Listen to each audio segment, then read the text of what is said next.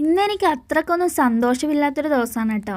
കാരണം എൻ്റെ daddy cool 2 ദിവസം മുന്നേ ചെറുതായിട്ടൊന്ന് വീണായിരുന്നു കേട്ടോ. അപ്പോൾ ആളിന്ന് ഹോസ്പിറ്റലിൽ കാണിക്കാൻ വന്നിട്ടുണ്ടായിരുന്നു. ആദ്യമൊന്നും ഞാൻ വീഡിയോ എടുത്തില്ലായിരുന്നു കേട്ടോ. പിന്നെ അപ്പം വന്നു കാണിച്ചു, നമ്മൾ പ്ലാസ്റ്ററൊക്കെ ഇട്ട് പോകാൻ വേണ്ടിയിട്ട് പിന്നെ ഓക്കെ ആയി എന്നൊക്കെ അറിഞ്ഞപ്പോഴാണ് കേട്ടോ ഞാൻ വീഡിയോ ഒക്കെ എടുത്ത് തുടങ്ങിയത്. പിന്നെ അറിയാമല്ലോ, ഹോസ്പിറ്റലിൽ വന്നാൽ നമ്മൾ ആദ്യമൊക്കെ ഫുള്ള് ഓട്ടമായിരിക്കുമല്ലോ. പിന്നെ ആൾ ഓക്കെ ആയി കേട്ടോ. കൈക്ക് അങ്ങനെ വലിയ ഫ്രാക്ചറൊന്നും ഇല്ല, ചെറുതായിട്ടൊരു ചതവും ഒരു ക്രാക്കും ഒക്കെ ഉള്ളത് കൊണ്ട് രക്ഷപ്പെട്ടു. പക്ഷേ റെസ്റ്റ് പറഞ്ഞിട്ടുണ്ട് കേട്ടോ. ഒരു 3 ആഴ്ചയോളം പ്ലാസ്റ്റർ ഇടണമെന്നാണ് കേട്ടോ പറഞ്ഞേക്കുന്നത്.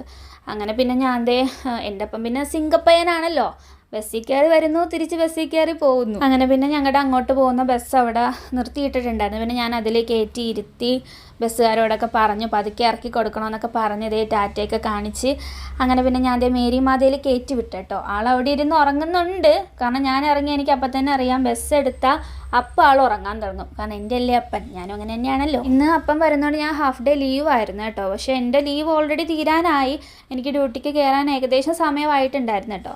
പിന്നെ എൻ്റെ അവസ്ഥ എന്ന് പറയുന്നത് അതിനേക്കാളും പരിതാപകരമായിരുന്നു കേട്ടോ. രാവിലെ ആണെങ്കിൽ ഒന്ന് വാളൊക്കെ വെച്ച് എനിക്ക് തീരെ വയ്യായിരുന്നു, പനിയൊക്കെ ആയിരുന്നു.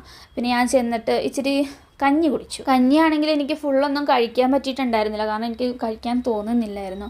പിന്നെ ഇങ്ങനെ ഛർദ്ദിക്കാൻ വരുന്നത് പോലെയൊക്കെ ഇങ്ങനെ ഒരുമാതിരി ഒരു അവസ്ഥയായിരുന്നു. പിന്നെ നമുക്ക് പോയല്ലേ പറ്റത്തുള്ളൂ. അങ്ങനെ പിന്നെ ഞാൻ കുറച്ച് നേരം ഒന്ന് കിടക്കാമെന്നോർത്തങ്ങ് കിടന്നായിരുന്നു. ഒരു അരമണിക്കൂർ കിടന്ന് കാണും. പിന്നെ അങ്ങനെ നല്ലൊരു ഉറക്കമൊന്നും കിട്ടിയിട്ടില്ല, കാരണം നമുക്കിപ്പോൾ തന്നെ പോകണമല്ലോ.